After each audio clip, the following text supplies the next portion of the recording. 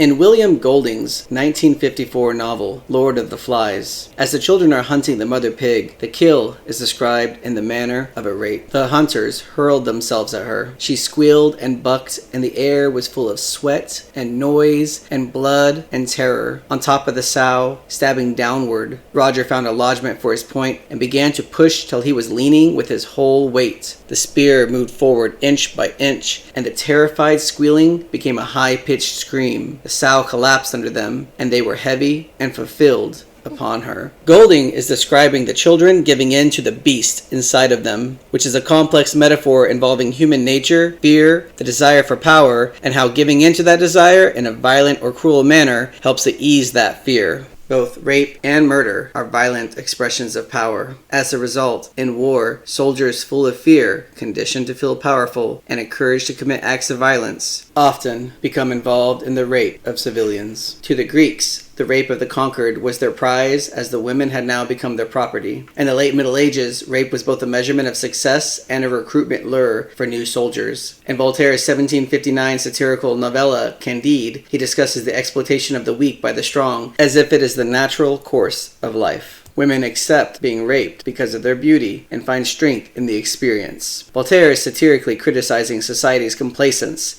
in the face of these horrific power dynamics and the mistreatment of those with less power, which includes women. This work, as well as others of the time, signaled the start of a change. Just the year prior, in 1758, Emir de Vattel publishes a treatise on international law called The Law of Nations. The treatise argues for the rights of citizens as non-combatants. It influenced generals like George Washington and led to the first U.S. protections against the molestation of women and children in war. It is particularly significant because this is included in the same treaty that was the first to recognize the United States as an independent nation. Despite every country today having some form of war crime law, the application of that law isn't always carried out, and the soldiers of some countries rarely abide by them. In the Bosnia War, around 40,000 women were raped over a 3-year period. In the Democratic Republic of the Congo's civil war, around 200,000 women were raped over a 15-year period. And, in what is well known as one of the darkest moments in human history, the Rwanda Civil War, alongside the ethnic cleansing,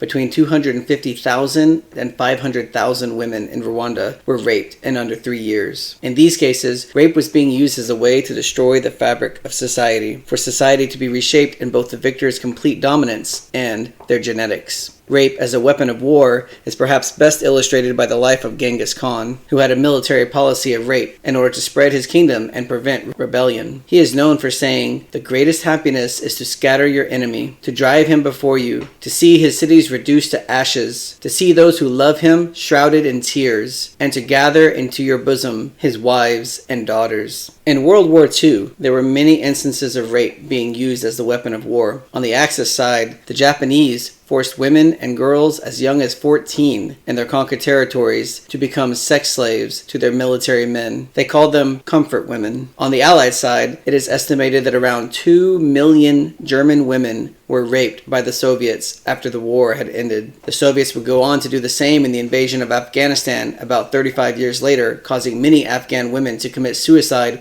because they were now considered to be dishonored by their own families. And recently, Russia has been doing the same thing in Ukraine. Putin believed the Ukrainian war would be quick and simple. After seeing the Afghanistan army surrender so quickly to the Taliban, he believed that he could roll a parade of tanks into the country as a show of dominance and terror and break the Ukrainian spirit. It was Putin himself that set up the metaphor for the war in Ukraine as a rape of its people. When speaking to President Zelensky, Putin said, "Like it or not, it's your duty, my beauty." He means that Ukraine will either comply with his demands or be prepared to have their country destroyed. In this metaphor, Putin as Russia is the husband, and Zelensky as Ukraine is the wife, who must submit to the power of the husband. At the start of the war, the news was full of stories of citizen revolt, including women and children carrying guns. Ukraine was not intimidated by Putin's words or actions, and the people chose to fight back. The subsequent murder, rape, torture, and terrorization of Ukrainian citizens, including women, children, and infants, was an attempt by Russia to reclaim their masculine dominance. At this point, it's important to discuss Russia's history with domestic abuse. When I was 20 years old, I worked at a local Papa John's. One of the drivers there was from Russia. His name was Oleg. In a conversation about difficult women, Oleg said to me that he missed the good old days in Russia when you could throw a woman downstairs. No one cared. He meant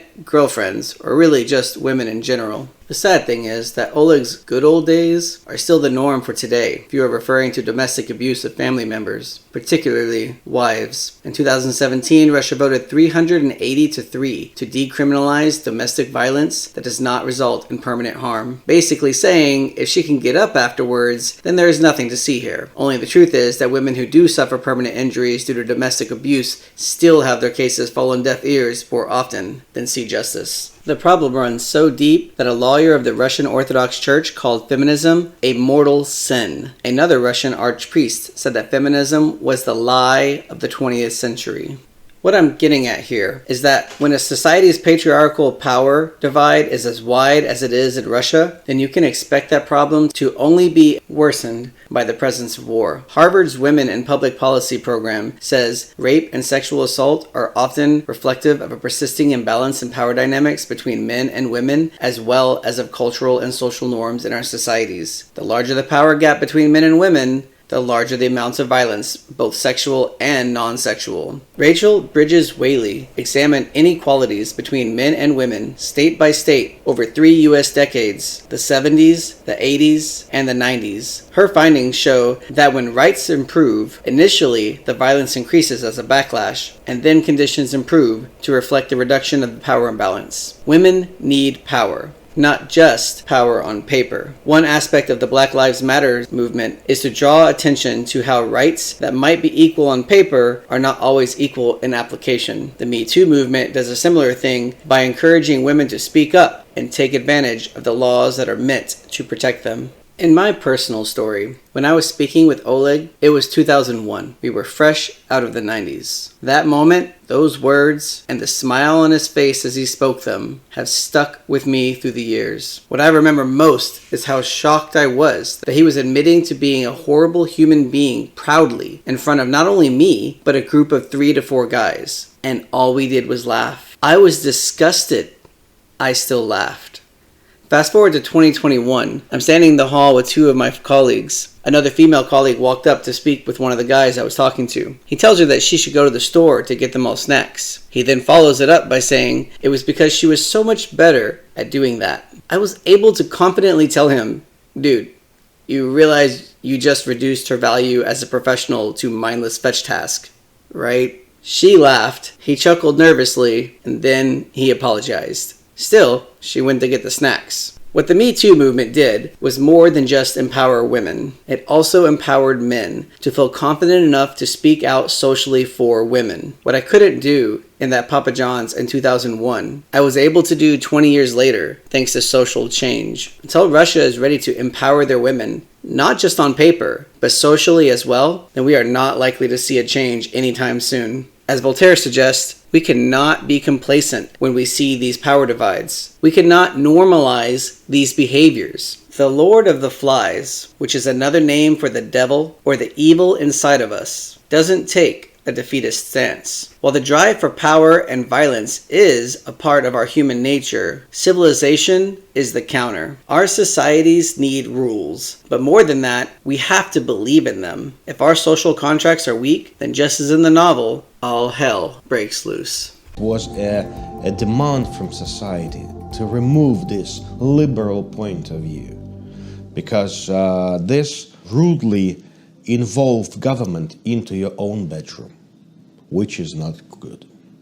I mean, this move to decriminalize has been widely condemned internationally as a step back on Russia's human rights. It is counter-progressive. By whom? By whom? I mean, by human rights organizations, by Amnesty International, by vegans, hipsters, lesbians, by socialists, anti-fascists, by whom? Not by the normal people. Normal people, normal families, they said, no, don't intrude into our families. Our family is our fortress. It was reported by the normal women that have a normal values in her life, not a liberal shit, you know. Okay.